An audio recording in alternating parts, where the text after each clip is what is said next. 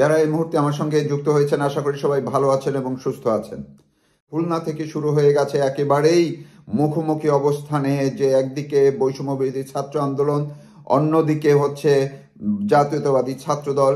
তাদের মধ্যে যে সংঘাত সংঘর্ষ হয়েছে এবং পরক্ষণেই সেটি ঢাকায় চলে এসছে। ঢাকায় গতকালকে অনেকটা সময় পর্যন্ত উত্তেজনাকর পরিস্থিতি ছিল।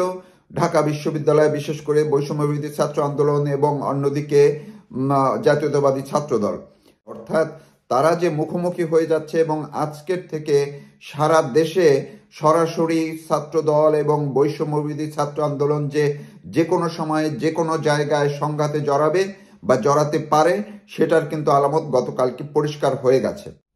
এখন ছাত্রদল এবং বৈষম্য বিরোধী ছাত্র আন্দোলন যে তারা মুখোমুখি মাঠ পর্যায়ে নেমে যাচ্ছে, সেটি কি শেষ? নিশ্চয়ই না। এর সঙ্গে তাদের যারা অভিভাবক দলগুলো আছে বা অভিভাবক পর্যায়ে যারা আছেন, তাদের কিন্তু যোগসূত্র রয়েছে। আপনারা গত কয়েকদিন পর্যন্ত যদি জাতীয়তাবাদী দলের অর্থাৎ বিএনপির নেতাদের ভাষা শোনেন, বিএনপি নেতাদের যে বক্তব্য শোনেন, সেখান থেকেও বুঝতে পেরেছেন যে একেবারেই দুটি ভিন্ন জায়গায় চলে গেছে বর্তমান প্রেক্ষাপট। সেটি হচ্ছে নির্বাচন কেন্দ্রিক বা নির্বাচনকে সামনে রেখে ইস্যু করে। কিন্তু এই যে নির্বাচন কেন্দ্রিক যে ইস্যু, অর্থাৎ বিএনপি এবং বাম দলগুলো চাচ্ছে তারা আগে জাতীয় নির্বাচন হবে, পরে স্থানীয় সরকার নির্বাচনের প্রশ্ন। যদি আমি এই ক্ষেত্রে সরাসরি দুটি জোটের আঙ্গিকে দেখতে চাই, একদিকে হচ্ছে এই মুহূর্তে জাতীয়তাবাদী দল এবং বা বিএনপি এবং বাম দলগুলো, অন্যদিকে হচ্ছে ডক্টর মোহাম্মদ ইউনূসের নেতৃত্বাধীন যে অন্তর্বর্তীকালীন সরকার এবং তাদের অনুসারী বৈষম্য বিরোধী ছাত্র আন্দোলন, ছাত্র শিবির এবং জামায়াত ইসলামী। আর ইসলামিক যে অন্যান্য দলগুলো আছে, সেই দলগুলোর এখন পর্যন্ত যেটুকু মনে হচ্ছে যে তারাও ঠিক এই অন্তর্বর্তীকালীন সরকারকেই সমর্থন করবেন। এই যে পরিস্থিতির মধ্যে কিন্তু ফ্যাক্টর হয়ে উঠছে বাংলাদেশ আওয়ামী লীগ। তো এই আওয়ামী লীগ যে ফ্যাক্টর হয়ে উঠছে, কিভাবে হয়ে উঠছে এবং সেইটা যে কোন দিকে নিয়ে যাচ্ছে, সেই যোগসূত্রটা আমি ঠিক এইভাবে একটু করতে চাই, যেটি হচ্ছে যে ছাত্রদল যেভাবে যে ভাষায় আজকে কথা বলেছে, অন্যদিকে বৈষম্য বিরোধী ছাত্র আন্দোলন তারা যে ভাষায় কথা বলেছে, ছাত্রলীগকে তারা এখন দুই পক্ষই তাদের সঙ্গে চাইবে। এবং সবচেয়ে ইন্টারেস্টিং, গতকালকে রাত্রে যখন ঢাকা বিশ্ববিদ্যালয়ে উত্তেজনাকর পরিস্থিতি তৈরি হয়েছিল, তার পরপরই ঢাকার ধানমন্ডির একটি বাসায় উচ্চ পর্যায়ের একটি বৈঠক হয়েছে।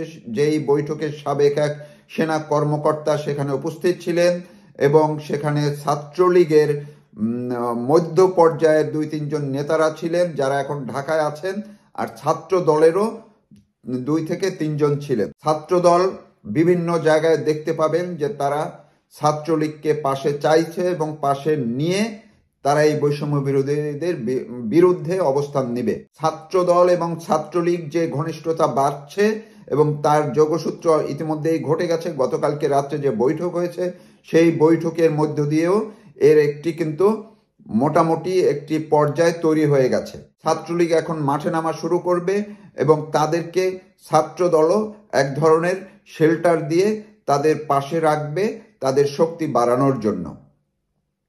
তো এই পরিস্থিতির মধ্যে মাঠ পর্যায়ে সংঘাত সংঘর্ষ সংকটপূর্ণ একটি অবস্থা তৈরি হচ্ছে। বিএনপি এবং আওয়ামী লীগের মধ্যেও এক ধরনের যোগসূত্র ঘটার আলামত কিন্তু ইতিমধ্যেই কিছু পাওয়া গেছে, যে আওয়ামী লীগের এবং বিএনপির অনেকের মধ্যে যোগাযোগ ইতিমধ্যেই হয়েছে এবং চলমান আছে প্রক্রিয়াটি। ছাত্রলীগ এবং ছাত্রদলকে এই একসাথে করার ক্ষেত্রে সাবেক একজন সেনা কর্মকর্তা যেভাবে ভূমিকা রেখেছেন, সেটি শুধুমাত্র ব্যক্তি পর্যায়ে নয়, সেটি সেনাবাহিনীর ভিতর থেকেই এসছে। পাশাপাশি যখন বিএনপি বাম দলগুলো জাতীয় পার্টি মাঠে নামবে, তখন স্বাভাবিকভাবেই আওয়ামী লীগ তাদেরকে সাপোর্ট দিবে বা বিএনপি এবং বাম দলগুলো আওয়ামী লীগের সাপোর্ট নেবে। তো এই সাপোর্ট নেওয়ার সময় কিন্তু স্বাভাবিকভাবেই এই দিকে দল অনেক ভারী হবে। আপনারা বা আমরা সবাই জানি, বাংলাদেশে যদি ভোটারের হিসাব করি বা যে দিক থেকে হিসাব করি, যদি কোনো প্রেক্ষাপটে, আবার বলছি, যদি কোনো প্রেক্ষাপটে কোনো যোগসূত্রে বাংলাদেশের রাজনীতিতে বিএনপি, আওয়ামী লীগ, বাম দলগুলো সঙ্গে জাতীয় পার্টি ছোট হলেও তারা যদি এক হয়, তো সেই ক্ষেত্রে জামায়াত কিংবা ইসলামী দলগুলো বা এই বৈষম্যবিরোধী ছাত্র আন্দোলন এরা আসলে টিকতে পারবে না। শক্তিতে, সেটি মাঠের শক্তিতে বলেন, ভোটের শক্তিতে বলেন, কোনো জায়গায় এক না। কারণ বিএনপি, আওয়ামী লীগ তারা যতই যা হোক, তাদেরকে যতভাবেই নির্মূল করার চেষ্টা করা হোক না কেন, সেটি যে এই মুহূর্তে বা কোনো প্রেক্ষাপটেই আপাত দৃষ্টিতে সেটি যে সম্ভব হবে না, এটি সবাই কিন্তু জানা আছে। তো আওয়ামী লীগ, বিএনপি বা এই বাম দল, জাতীয় পার্টি যদি একই সুরে কথা বলে এবং তারা যদি এই ইউনূস সরকারকে হটানোর জন্য অন্তত পক্ষে এক মঞ্চে না হলেও তারা যদি ভিন্ন ভিন্নভাবেই একই ইস্যুতে আন্দোলনের নামে, সেটির ফলাফল কি হবে আমি কিন্তু একটু আগেই বললাম। তো এই যে প্রেক্ষাপট, পুরো প্রেক্ষাপটটি আরেকটি সংঘাতপূর্ণ অবস্থায় চলে যাচ্ছে বা অলরেডি ঢুকে পড়েছে, পাইপলাইনে কিন্তু ঢুকে গেছে।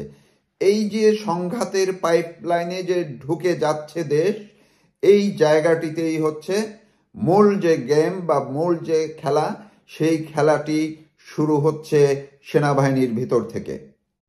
সেনাবাহিনীর ভিতর থেকে আমার কাছে যতটুকু খবর আছে, সেই খবরটি হচ্ছে আগামী 10 দিন বা 20 দিনের মধ্যে বাংলাদেশের প্রেক্ষাপট আবার সহিংস হয়ে উঠবে এবং এমন একটি পরিস্থিতিতে যাবে, যেই প্রক্রিয়া, যেই পরিস্থিতির মধ্য দিয়ে আগামী মার্চ মাসের মধ্যে যে কোনো সময়, আমি আবারও বলছি, মার্চ মাসের মধ্যে যে কোনো সময় দেশে জরুরি অবস্থা জারি হওয়ার প্রেক্ষাপট তৈরি হবে। ইতিমধ্যেই সেই ছক তৈরি হয়ে গেছে সেনাবাহিনীর মধ্যে, সেই প্রস্তুতি, সব ধরনের প্রস্তুতি তৈরি হয়ে গেছে। ইতিমধ্যে কয়েক দফা সেনাবাহিনীর মধ্যে যে কিছু সমস্যা তৈরি হয়েছে, তারাও এখন একটা জায়গায় মোটামুটি চলে এসছে এবং সেই সলিউশনটা হচ্ছে জরুরি অবস্থা জারি। আর জরুরি অবস্থার যে মাঠ পর্যায়ে যে প্রস্তুতি, সেটি কিন্তু ইতিমধ্যে নেওয়া হয়ে গেছে। আমরা যদিও জানি বা দেখেছি যে এই যৌথ বাহিনীর অভিযানের নামে কিংবা ডেভিল হান্টের নামে যে মাঠ পর্যায়ে সেনাবাহিনী বা যৌথ বাহিনী অভিযান চালাচ্ছে, এটি হচ্ছে এক ধরনের মহড়া, অর্থাৎ জরুরি অবস্থার মহড়া। আপনারা দেখুন, যার যার এলাকায়, প্রতিটা অঞ্চলে, প্রতিটা জেলায়, প্রতিটা জায়গায় সেনাবাহিনীর ঘাঁটি বসে গেছে।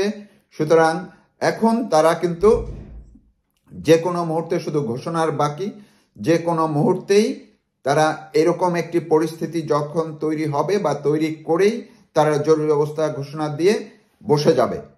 বড় ধরনের একটি পরিবর্তন আসছে, যে এটি কিন্তু বিএনপি নেতাদের মুখেও কথা শোনা যাচ্ছে, তারা কিন্তু বলা শুরু করেছেন এবং সেই কারা বলছেন, বিএনপির খুব দায়িত্বশীল নেতারা কিন্তু এই কথাগুলো বলছেন। তাদের সঙ্গে সেনাবাহিনীর যোগসূত্র আছে, তারা ইতিমধ্যেই আভাস পেয়েছেন বলেই তারা প্রকাশ্যে এই কথাগুলো বলছেন। 111-এর কথা কিন্তু তারা বারবার বলছেন এবং জোর দিয়ে বলছেন।